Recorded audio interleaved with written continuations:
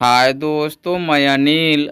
हम सभी इस वीडियो में विज्ञान भारती भवन के भौतिकी के प्रकाश के परावर्तन अध्याय से प्रैक्टिस की दृष्टि से वस्तुनिष्ठ प्रश्नोत्तर करेंगे, जिसमें मैं कुछ लिखवाऊंगा नहीं, डायरेक्ट आंसर्स और एक्सप्लेनेशंस कुछ बता दूंगा, बाकी प्रैक्टिस की दृष्टि से। तो आइए प्रश्न पहला देख लेते हैं।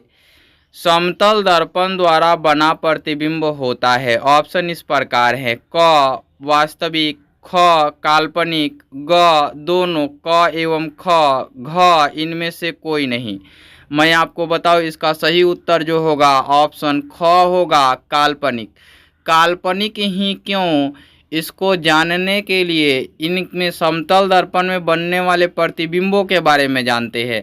तो इनमें बना प्रतिबिंब आभासी एवं पार्श्व रूप से उल्टा होता है। इसमें वस्तु दर्पण के आगे जितनी दूरी पर होती है उतना ही पीछे दूरी पर बनता है। इसमें हमेशा वस्तु के बराबर प्रतिबिंब बनता है ना। तो इतना ये इसके लिए एक्सप्लेनेशन हुआ। अब आइए दूसरा प्रश्न देखते हैं। परावर्तन का कोण होता है। ऑप्शन इस प्रकार है: क आपतित किरण और दर्पण की सतह के बीच का कोण, ख आपतित किरण और दर्पण की सतह पर खींचे गए अभिलंब के बीच का कोण, ग परावर्तित किरण और दर्पण की सतह के बीच का कोण, घ परावर्तित किरण और दर्पण की सतह पर खींचे गए अभिलंब के बीच का कोण। आप सभी जानते हैं परावर्तन में दो प्रकार के कोण बनते हैं, एक आपतन कोण और एक परावर्तन कोण। तो आपतित किरण और अभिलंब के बीच बना कोण आपतन कोण कहलाता है, और परावर्तित किरण और अभिलंब के बीच बना कोण परावर्तित किरण कहलाता, परावर्तन का कोण कहलाता है ना, या परावर्तित कोण भी कह सकते हैं। तो आप इसका उत्तर क्या लिखेंगे? घ। क्यों घ लिखेंगे? चूंकि परावर्तन का कोण पूछा हुआ है, तो परावर्तन का कोण परावर्तित किरण और दर्पण की सतह पर खींचे गए अभिलंब के बीच का कोण होगा, है ना। तीसरा प्रश्न देखते हैं। प्रकाश के परावर्तन के कितने नियम है? ऑप्शन इस प्रकार है: क 1, ख 2, ग 3, घ 4। आपको मैं बताऊं कि इसके लिए दो नियम हैं। कितने नियम हैं? दो। ख क्यों ख होगा? तो प्रकाश के परावर्तन के दो नियम हैं, जो हैं आपतन का कोण और परावर्तन का कोण सदैव बराबर होते हैं, पहला नियम। दूसरा नियम, आपतित किरण, परावर्तित किरण तथा आपतन बिंदु पर डाला गया लंब तीनों एक ही तल में होता है, ये दूसरा नियम हो गया। अब इसी में हम चौथा प्रश्न देख लेते हैं। निम्नलिखित में से किस दर्पण द्वारा किसी वस्तु का आभासी प्रतिबिंब प्राप्त किया जा सकता है ना। तो कह रहा है कि केवल समतल दर्पण द्वारा, कह रहा है केवल अवतल दर्पण द्वारा, ग दिया हुआ है केवल उत्तल दर्पण द्वारा, घ दिया उपयुक्त तीनों प्रकार के दर्पणों द्वारा, है ना। तो मैं आपको बताऊं कि इसमें दिया हुआ है कि किस प्रकार के दर्पण द्वारा, है ना। तो कैसा दर्पण होगा जो वस्तु का आभासी प्रतिबिंब प्राप्त कराएगा? तो इसमें तीनों कराते हैं। कौन? तीनों। जब समतल दर्पण प्रतिबिंब बनाता है तो आभासी, और कैसा बनाता है? पार्श्विक रूप से उल्टा बनाता है। और अवतल दर्पण में जो प्रतिबिंब बनता है वो वास्तविक और आभासी दोनों बनता है। आभासी कब बनता है? तो जब दर्पण की ध्रुव और फोकस दूरी के बीच वस्तु को रखी जाए तो उसका आभासी प्रतिबिंब बनता है। और ग जो है उत्तल दर्पण द्वारा, तो उत्तल दर्पण द्वारा सदैव आभासी प्रतिबिंब बनता है, इसलिए इसमें ऑप्शन घ सही होगा। चौथे के बाद अब पांचवा प्रश्न है। निम्नलिखित में से किस दर्पण द्वारा किसी वस्तु का वास्तविक प्रतिबिंब मिल सकता है? तो इसमें अवतल दर्पण होगा, क्योंकि आप पढ़ चुके हैं पीछे वाले चौथे नंबर के क्वेश्चन में कि अवतल दर्पण द्वारा दोनों प्रकार के प्रतिबिंब बनते हैं, है ना। कैसा? वास्तविक और आभासी दोनों, अर्थात काल्पनिक। तो इसमें समतल दर्पण द्वारा हमेशा आभासी प्रतिबिंब पार्श्विक रूप से उल्टा बनता है, उत्तल दर्पण द्वारा हमेशा आभासी प्रतिबिंब बनता है, केवल अवतल दर्पण ही है जो वास्तविक प्रतिबिंब दे सकता है। तो इसलिए इसका ऑप्शन ख सही हो जाएगा। अब छठवां प्रश्न देखिए, वस्तु से छोटा और आभासी प्रतिबिंब इनमें से किस दर्पण से प्राप्त होता है? वस्तु से छोटा होना चाहिए और आभासी प्रतिबिंब होना चाहिए। इसके लिए उत्तल दर्पण का प्रयोग करेंगे। किस दर्पण का? उत्तल दर्पण। ऑप्शन घ सही हो जाएगा। समतल दर्पण द्वारा आभासी और पार्श्विक रूप से उल्टा और बराबर बनता है, ऐसा हम लोगों ने पहले क्वेश्चन में पढ़ा है। और ख जो है अवतल दर्पण द्वारा आभासी बनता है लेकिन वस्तु से बड़ा बनता है। तो बच गया अब उत्तल दर्पण। क्योंकि ग में दोनों दिया है, क और ख दोनों दिया है तो होगा नहीं, तो घ ही इसका सही होगा। अब 7वां प्रश्न देख लेते हैं। निम्नलिखित में किसके द्वारा एक बिंदु स्रोत से समानांतर किरण पुंज मिल सकता है? अवतल दर्पण से, उत्तल दर्पण से, ग दोनों, क एवं ख, घ इनमें से कोई नहीं। तो कह रहा है कि बिंदु स्रोत द्वारा समानांतर किरण मिलना किससे मिलेगा? तो बिंदु स्रोत द्वारा समानांतर किरण मिलने के लिए आपको अवतल दर्पण चाहिए। क्यों? आपने अवतल दर्पण में देखा होगा कि समानांतर आती हुई प्रकाश किरणें परावर्तन के बाद फोकस से होकर गुजरती है, और फोकस से जब कोई किरण गुजरेगी तो परावर्तन के बाद समानांतर निकलेगी। कहाँ से निकलेगी? प्रधान अक्ष के समानांतर से निकलेंगी। तो इसलिए ऑप्शन क सही हो जाएगा इसका, है ना। अब इसमें 8वें प्रश्न की ओर चलते हैं और 8वें प्रश्न को देखते हैं। 8वां प्रश्न है, कहाँ पर स्थित होने से वस्तु का प्रतिबिंब अवतल दर्पण के फोकस पर बनता है? ऑप्शन इस प्रकार है। क फोकस पर, ख वक्रता केंद्र पर, ग ध्रुव पर, घ अनंत पर। मैं आपको बताऊं कि यहाँ अवतल दर्पण की बात किया है और अभी आपने पिछले प्रश्न में पढ़ा है ना, कि क्या कि जो समानांतर आती हैं फोकस से होकर गुजरती हैं, फोकस से जो जाएंगी वो समानांतर गुजरेंगी, है ना। ऐसा हमने समझा दिया है। तो इसमें आपको क्या बोल रहा है कि फोकस पर प्रतिबिंब बनता है, तो समानांतर आएंगी तो फोकस पर बनेंगी। तो फोकस पर बनाने के लिए अनंत से आएंगी तो भी फोकस से होकर गुजरेंगी, तो इसलिए अनंत पर ही होगा। इसलिए घ आंसर सही हो जाएगा।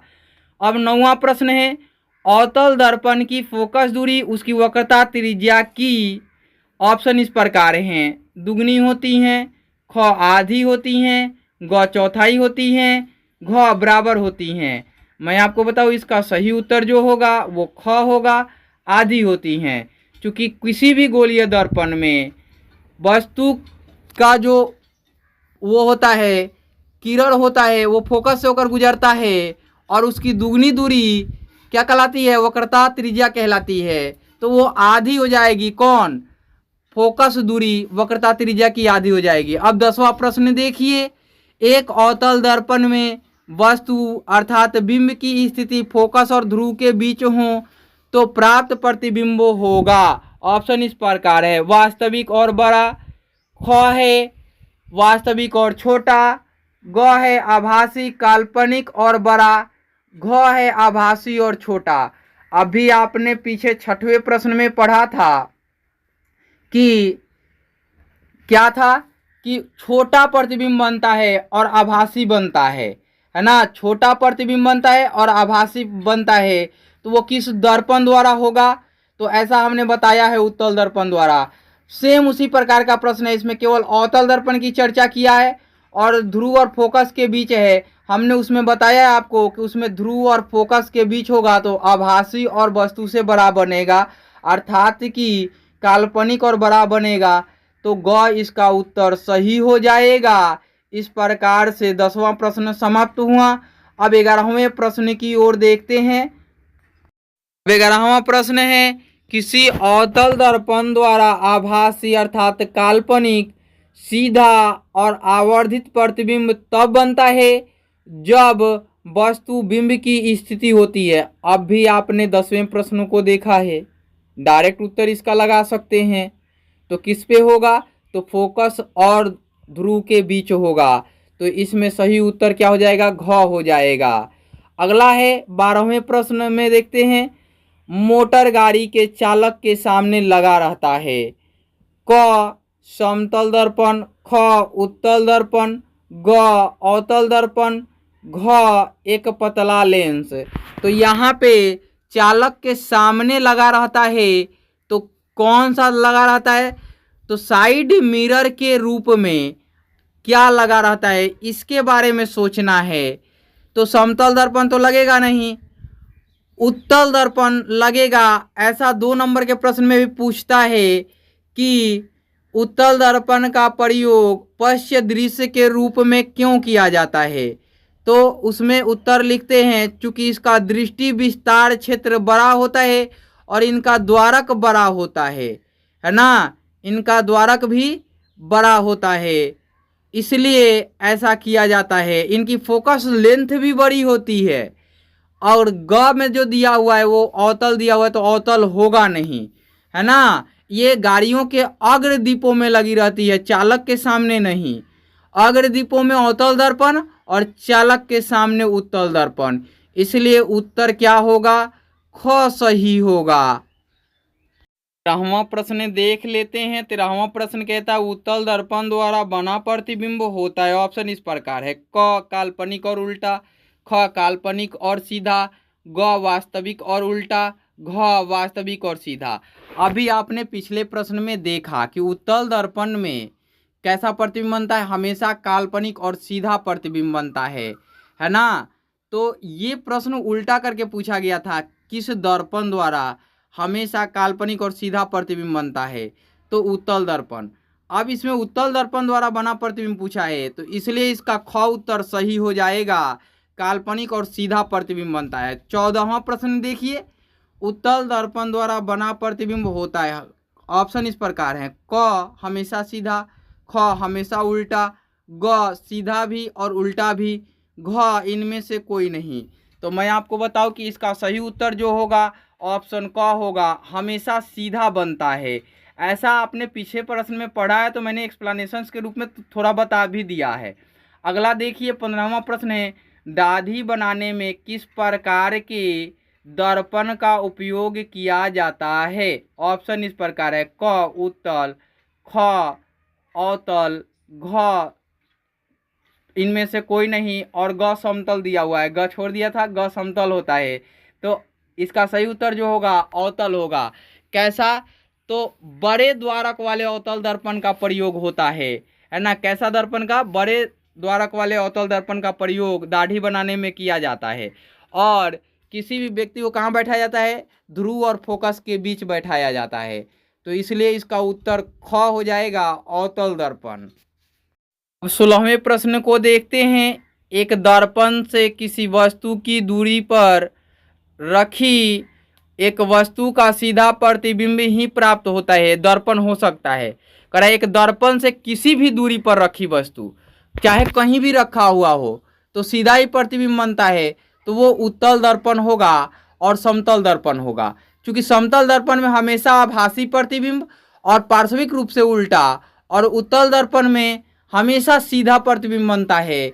तो इसका उत्तर ग होगा, समतल अथवा उत्तल, अवतल नहीं होगा, है ना। इसलिए उत्तर ग हो जाएगा। अब 17वां प्रश्न है, संबंध F बराबर R/2 सत्य है।